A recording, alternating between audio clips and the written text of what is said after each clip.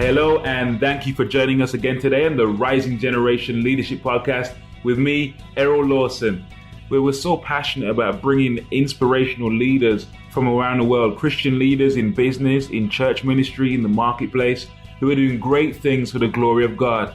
We want you to hear their stories, hear their lessons learned, hear their journeys, and be inspired to take your personal leadership to the next level. I'm confident that every single leadership episode is going to inspire you to be the very best that you can be. Now, I really encourage you to go back and listen to previous episodes. Like, we've done so many interviews now, men and women from across the world who are doing great things for God. Go back and listen to the interviews. You can check out our page at www.therisinggenerationpodcast.com, or go to our iTunes page and listen there if you're on Apple, or our Stitcher page if you're on Android, and listen to our previous episodes. Some great nuggets of wisdom waiting there for you. Also ask that you go to our iTunes page or Stitcher page and give us maybe a 4 or 5 star rating if you enjoy the podcast. And the more ratings you get, the more we go up the rankings, and of course the more listeners that we'll get. And so we'd really appreciate your help with that. Now, if you're listening today as well and you get some kind of, you're going to be stirred and you're getting some, some questions are coming up for you and you want some more support, please feel free to email me directly. And my email is errol@errollawson.com. Email me and we do a question, and I'll be happy to offer you some support if I can do. Or maybe you want some coaching. And what we're doing right now is we're offering a free 30 to 45 minute coaching session with anybody out there. Maybe you're a leader, you're a pastor, you're a lay leader, you're an entrepreneur or a business owner, and you want some coaching around an issue or a question that has arisen for you as you've been listening to the podcast. So please feel free to email me. We'll get you booked in.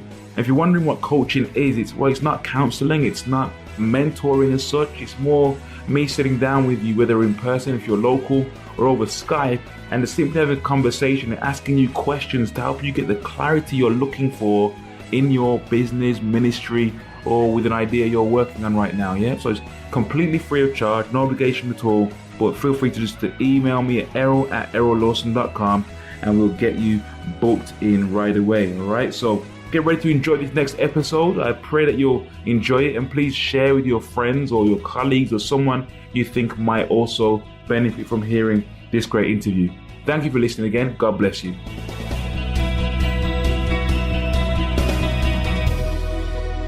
Hello, and thank you for joining us on our podcast today. Myself, Errol Lawson, and our special guest today, Stuart Murray Williams. Stuart spent 12 years as an urban church planter in Tower Hamlets in East London, and has continued to be involved in church planting since then as a trainer, mentor, writer, strategist and consultant. For 9 years, he was Oasis Director of Church Planting and Evangelism at Spurgeon's College in London.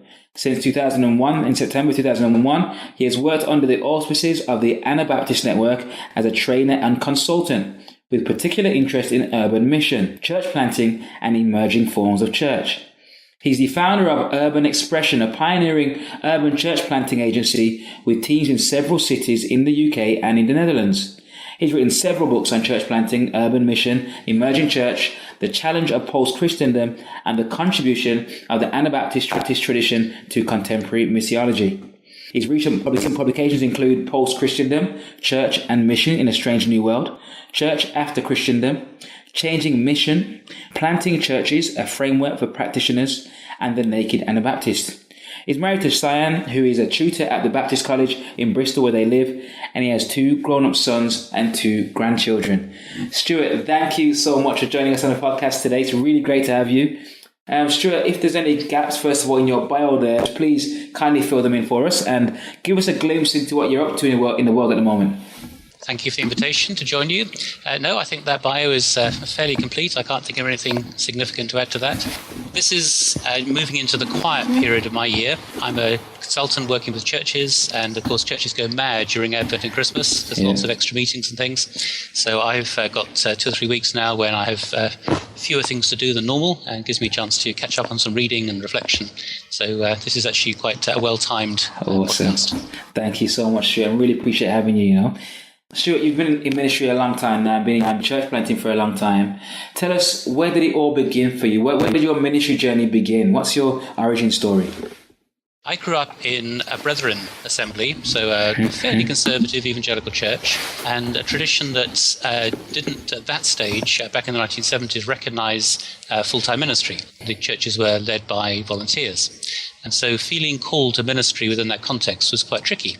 I assumed it probably meant going overseas as a cross-cultural missionary, but in the end I moved 20 minutes down the road into East London and got involved in church planting, with the backing and support of the church, I have to say, although they weren't quite sure what to make of me because I didn't quite fit into the normal categories. So there was a sense of call as a student to get involved in some kind of ministry. I didn't do it the traditional way, so I've not been to a theological college for training. I'm not ordained into any denomination. I'm a little bit of a maverick in many ways. Awesome. And how did you transition from that stage of ministry into what it is that you're doing right now in church planting? Two stages. First of all, I was invited to join the staff of Spurgeon's College, which is a Baptist ministerial training college in South London, and spent most of the 1990s running the course that you mentioned in the bio, the Church Planting and Evangelism course. And towards the end of the 1990s, I found myself being invited to do more and more things that just didn't fit into the college timetable, training, consultancy, working with pioneers and so on. And so decided that really I couldn't continue to do both. I needed to let the full-time job go and step out into this rather more diverse ministry. It was an interesting decision. I thought, well, maybe a couple of years and then I'll get a proper job again. But so far, 15 years. Wow. And had you didn't study theology, had you studied anything else? My first degree was in law, which was a total waste to the taxpayer because I've never used it. I've done quite a lot of personal theological study, obviously, and did do a PhD in between finishing as a church planter and going to Spurgeon's. So I have done academic study, but I've not been through the usual theological training route. Wow. And was there like a light bulb moment for you, maybe an aha moment of sorts, where you were going one direction, your leadership journey, and then you stopped and, you know what, that's the way to go?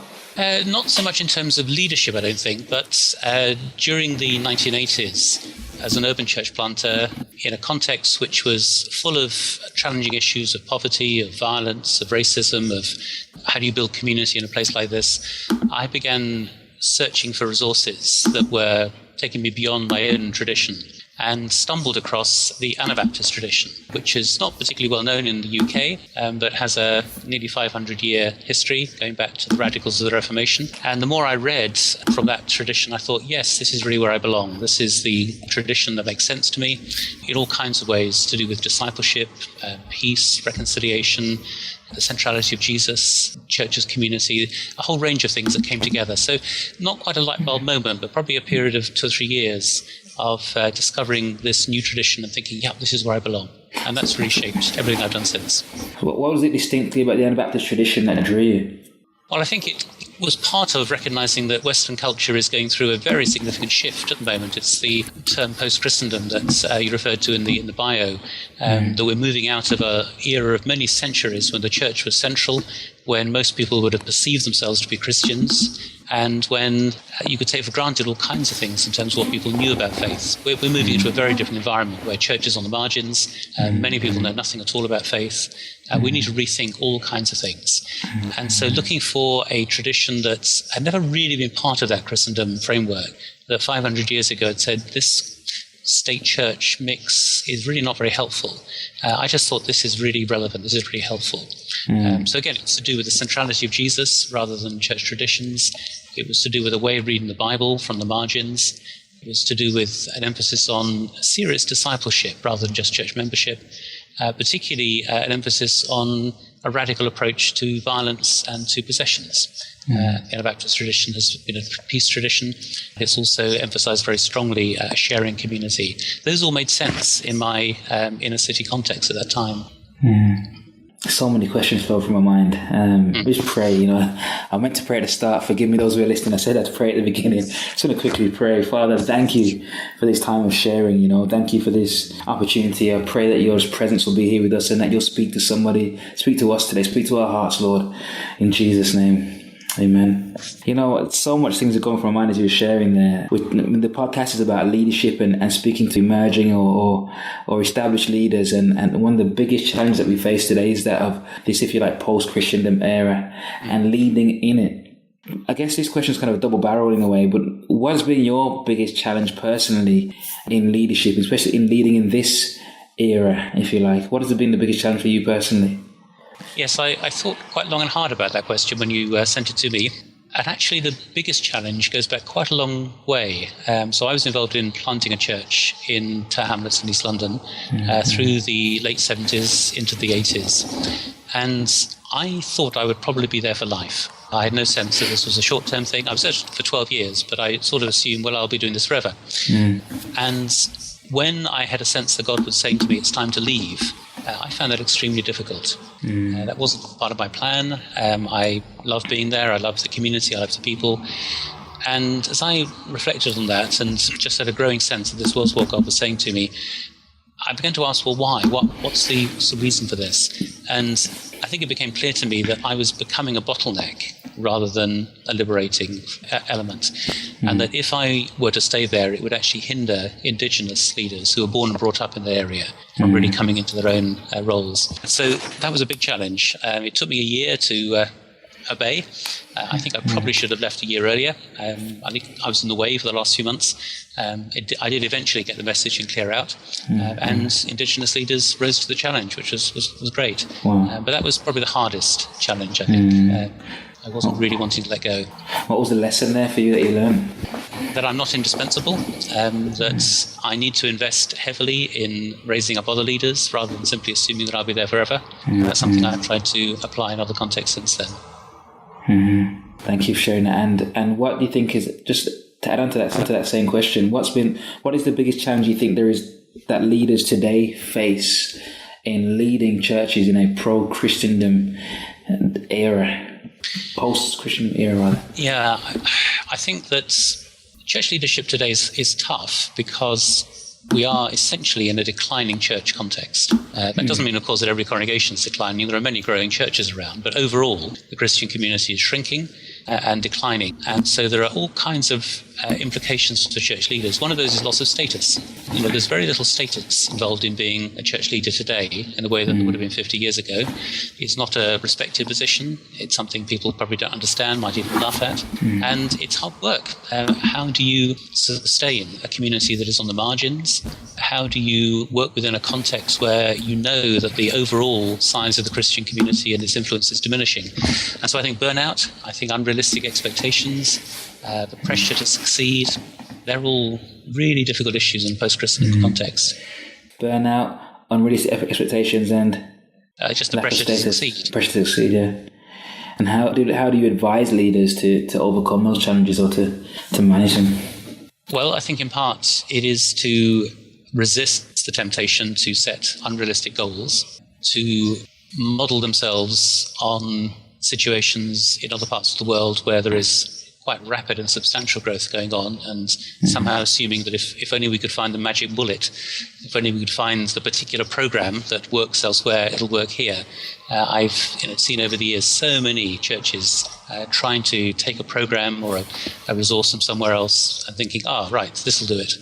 And it just disappoints over and over again because it's not contextual. So it's very much saying we need to listen to our own context. We need to listen to what community.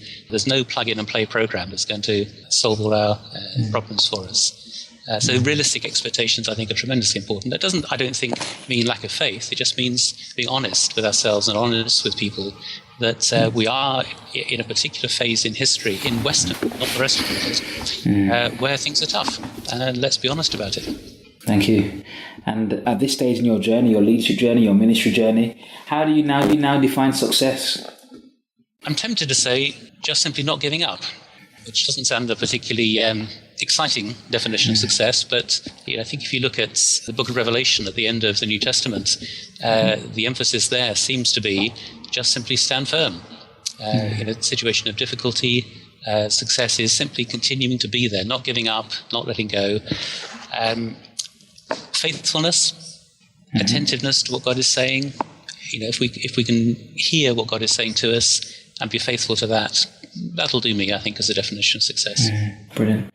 And I think it was John Maxwell that said that success is hidden in your daily routine. What do the first 90 minutes of your day typically look like? I found this the hardest question to answer, actually, on your list. The reason for that is because every week and most days are different. Because I don't have a full-time job, it really is very different from day to day. So I'm assuming that you don't want me to include, getting up, brushing my teeth, and all the kind of practical things. But once all that's done, what do I do? Well, if I'm at home in my office, I do tend to work on emails first. I try to keep my inbox as clear as possible, and so I'm pretty attentive to emails. I don't want to be dominated by them, but I find if I clear them early in the day, it actually opens up space for other things. What I tend not to do at the beginning of the day is to spend time in prayer, apart from just a very brief "Good morning, Lord, here we go." I find it actually much more helpful to pray in the early afternoon. And so when I'm at home and have the freedom to do that, it's a freedom I know a lot of people don't have, I just find that a more helpful time. I'm more attentive, I'm more awake. I'm sort of halfway through the day. There are things that I can bring in prayer from the morning, things I'm looking forward to later in the day. That's great. So no particular pattern, but it tends to be sort of straight into work, really, and then take some time out in the middle of the day. Brilliant. Thank you. And it just goes to show for the leaders who are listening, there's no set sort of routine. We have so many different examples, and different leaders do it in different ways, according to their own personality, to their own routines. Are you seriously fired up about developing leaders and growing your church to the next level?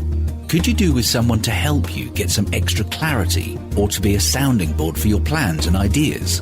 Great athletes have coaches, so do great leaders. The right leadership coach for you will result in increasing your performance and dramatically increase the results you achieve. Errol is an experienced leadership coach, award-winning author and entrepreneur, and pastor.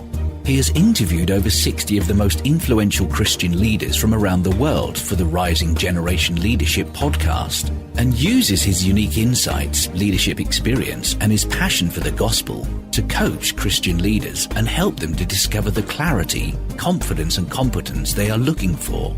If you're ready to go to the next level, leverage Errol's experience and extensive network of contacts to help grow your ministry or support you in your personal and professional development. To experience the power and benefit of Errol's coaching, contact us now to arrange a free 30-minute strategy session that will help you to understand exactly what your next step needs to be. Email admin@errollawson.com right now to schedule your call. What have been the key habits that have contributed to your success to date? Well, I would say that a fairly regular rhythm of prayer has been very important for me. I think I've got beyond the legalism that says if I miss prayer one day, it's going to be a disaster. But certainly trying to maintain a regular rhythm of prayer and Bible reading, together with periodic retreats. There's a retreat house here in Bristol that I use from time to time through the year. Just taking a day out, I have found to be tremendously helpful.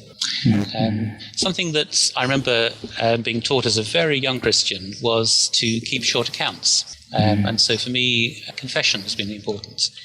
So when I've got things wrong, when there's been sin, when there's been failure, to deal with that quickly rather than letting it hang on for days or weeks. That's also quite important. And at a more practical level, I think friends and colleagues would say that I'm pretty well organised. Sometimes perhaps over-organised, but certainly I run a fairly tight ship, I think, in terms of what I do. So I work quite hard and seem to get a fair amount done through being well organised. Thank you. And as a leader, what's your biggest weakness? Yeah, again, I thought about that question. Probably the one that I would identify in terms of leadership issues would be independence.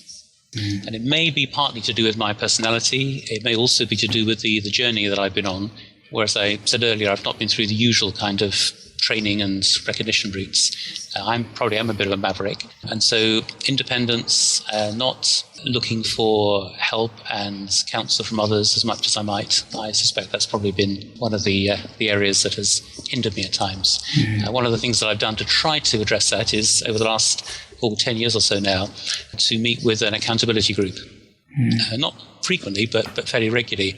3 trusted friends that I've known for a long time who are empowered to ask me anything they want and to hold me accountable for the way that I live, the kind of ministry I'm involved in.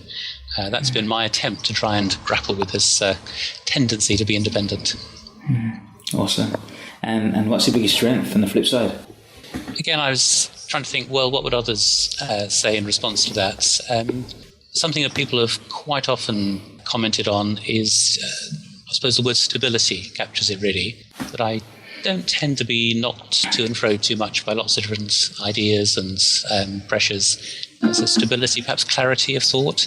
I think the other comment that I've heard many times is that I have a naturally soft voice. And so I quite often come across quite gentle in the teaching that I do.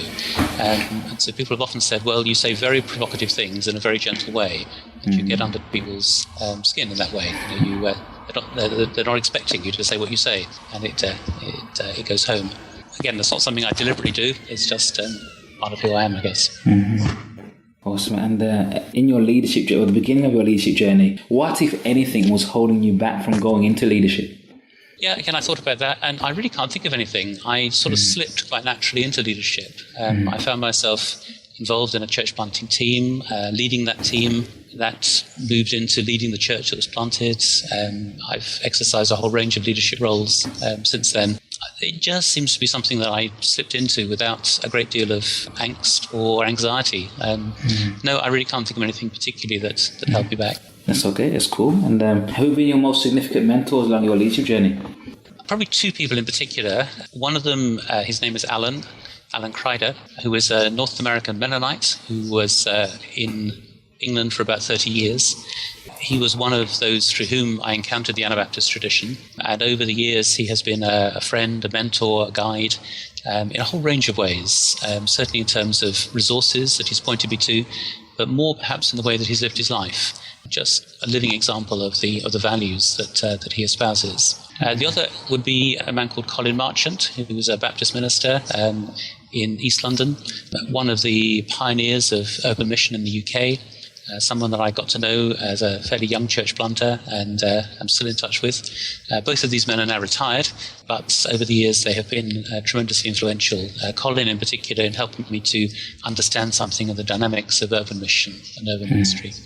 Awesome. And just to dig a bit deeper into those relationships, Alan and Colin, what was the best single piece of advice that you received from Alan, first of all, and then Colin? I think from Colin, if I start with him, it was probably not so much a piece of advice, but learning from him how to read an urban community. I would quite often take students from Spurgeon's College to East London to work with Colin, and he would take them on a walk around the community and would teach them how to exegete the community, how to understand what's going on here. And I learned from that myself and have found that helpful over the years. How do you do that? Well, I think just in terms of encouraging people to look more deeply into what was going on around them, to listen carefully to the conversations that were going on, to understand the role of buildings within the community, to recognize the boundaries of a community and the centers of gravity, a whole range of things really. I guess it's what many today would call ethnographic research. That gives it a kind of posh name, but essentially it was looking and listening. Not complicated, but actually very insightful. Just helping us to reflect on what we were seeing, what we were hearing, what we were experiencing. That's been of lasting significance for me. With Alan, again, it's probably more to do with who he is than anything he said, although he's a man of great wisdom. But I think it's seeing somebody who, to my mind, lived out what he preached, the values he espoused were the values that I could see in him. There was a quality of life, there was a depth of spirituality, there was a way of relating to people that I just found inspiring and challenging. Awesome. We're almost done now. What is the one thing you're most fired up about right now? Well, I interpreted that question quite literally in terms of right now. Probably many things that, going back over a few weeks or a few months. One of the things that I think is absolutely crucial for the future of mission in the UK is for us to forge partnerships, particularly with those who are coming from other parts of the world to engage in mission. It's what's often called reverse mission, as I'm sure you know. But I guess the reason I'm thinking about it at the moment is I've just read a very good book by an African missionary who is encouraging partnership between indigenous British Christians and African Christians who've come here as missionaries. I think that's going to be absolutely crucial for our future. I think it's part of what God is doing to bring people from other parts of the world to help in mission in a context such as post-Christendom, where the British Church is struggling. But it's not easy. How we form those partnerships, how we get over some of the cultural barriers is going to be critical. It's something I've been concerned about for several years. I think I first really understood it when I had a number of African students on my church planting course in London, but it's returned quite recently, over the last month or so, as an issue that I really want to invest more time and energy in over the next little while. Brilliant. And I guess just to follow on from that as well, what advice would you give to somebody thinking of planting a church or in the early stages of planting a church? They're right at the beginning and they're thinking about, I believe this is what they're saying that, I believe this is what the Lord is calling me to do. Where should they start?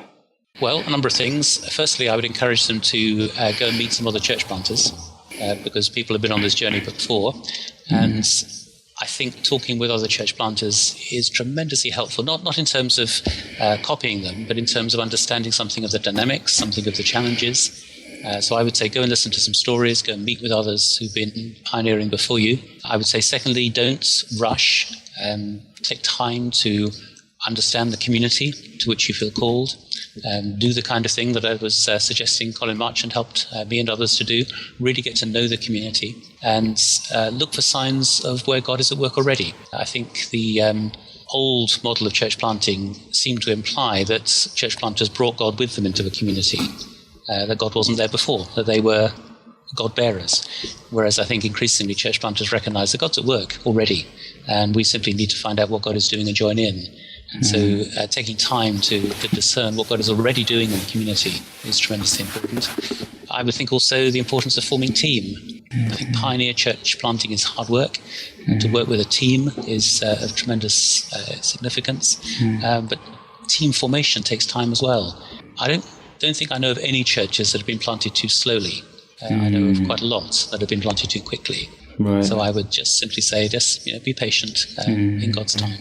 About building a team, how do you advise someone to do that? I mean, let's say somebody is a husband and wife couple and they don't have a worship leader, they don't have anyone to help them evangelize, they have just the two of them, and they believe in God and they're praying, Lord, send us people. What should they do? Well, I think it again depends so much on context. If they are entirely by themselves, then there's no easy way of doing that. It's simply a question of looking for relationships. The mission agency that I'm involved with, Urban Expression, deploys small teams in different cities across the country. And so there's a whole network there, a whole community of relationships. And so couples or individuals are not on their own. They're part of a wider network. And we may be able to help people to find team members. So recruitment happens at a kind of broader level. Sometimes there are people in the community who effectively become part of the team.